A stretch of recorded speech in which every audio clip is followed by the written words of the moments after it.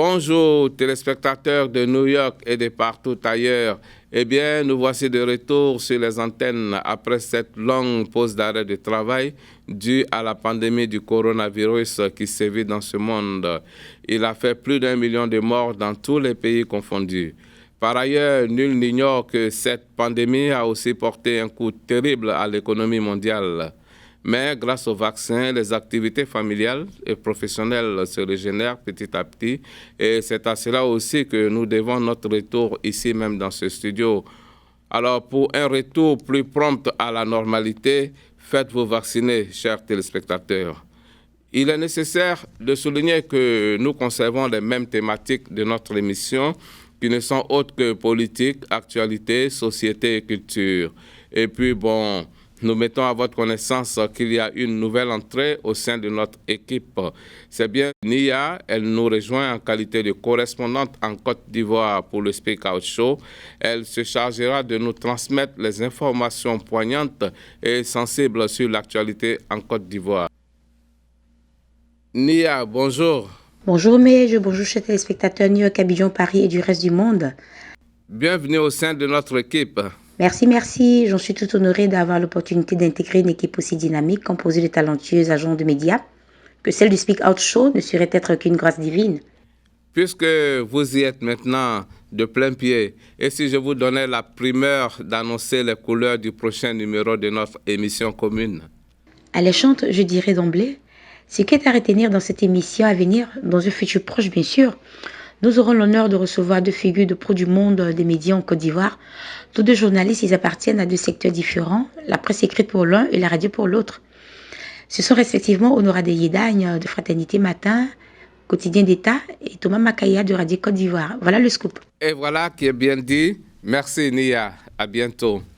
Eh bien, téléspectateurs, je me tiens la perche dans la même lancée pour ajouter que ces deux personnalités de la presse ivoirienne seront bel et bien nos invités dans le prochain numéro de cette émission pour passer en revue l'actualité politique ivoirienne. Nous allons aussi épiloguer sur leur parcours professionnel et leurs projets immédiats.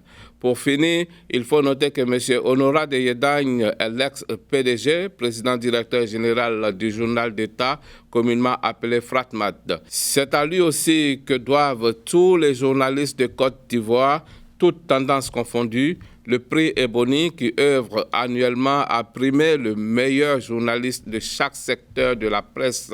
Il en est l'initiateur. À côté de cela, Honora de Yedagne a mis sur pied une plateforme destinée à combattre la corruption du plus haut niveau de l'échelle étatique jusqu'à la classe ouvrière. C'est de tout ça qu'on va parler. En voici un brin.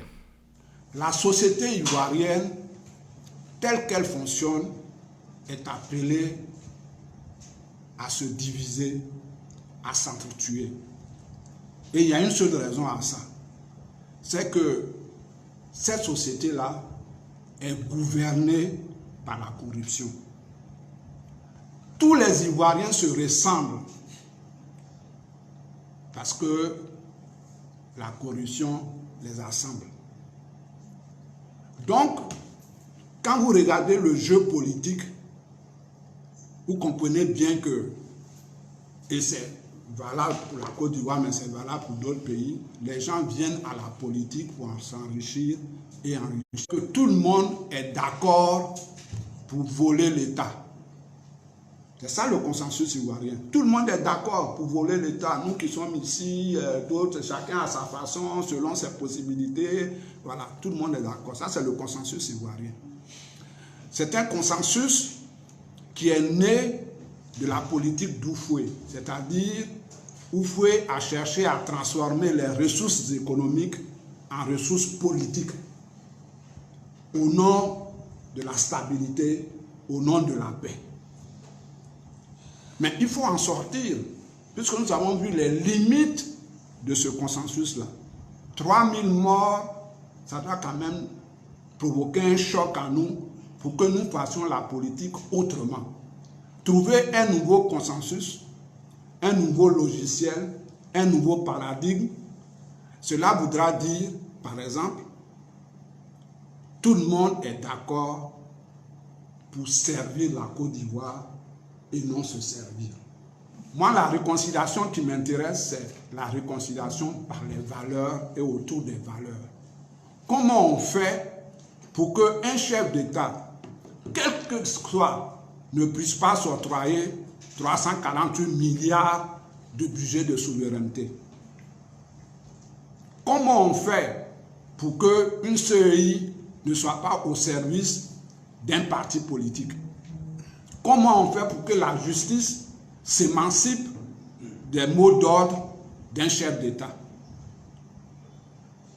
Comment on fait pour que, lorsqu'on est DG d'une entreprise publique, on ne puisse pas faire dériver les ressources dans ses poches en toute impunité? Parce que le maître mot en Côte d'Ivoire, c'est l'impunité. Quant au second, il n'est plus à présenter et il fait partie de la génération dorée du journalisme radio, M. Thomas Makaya, l'homme à la voix gutturale, dont le bonjour légendaire a réveillé plus d'un Ivoirien lors des matinales de Radio Côte d'Ivoire pendant les années 80. On s'en souvient tous. Bonjour.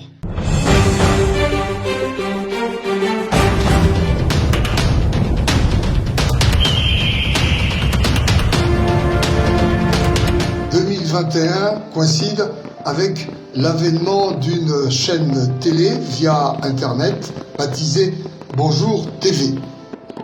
Au regard des enjeux environnementaux, sanitaires et alimentaires, elle entend se focaliser autour de 3 axes principaux, à savoir l'écologie, la santé et l'agriculture. Très bientôt, nous vous offrirons un contenu dense en matière de programmes variés, émissions, reportages, magazines sur Bonjour TV.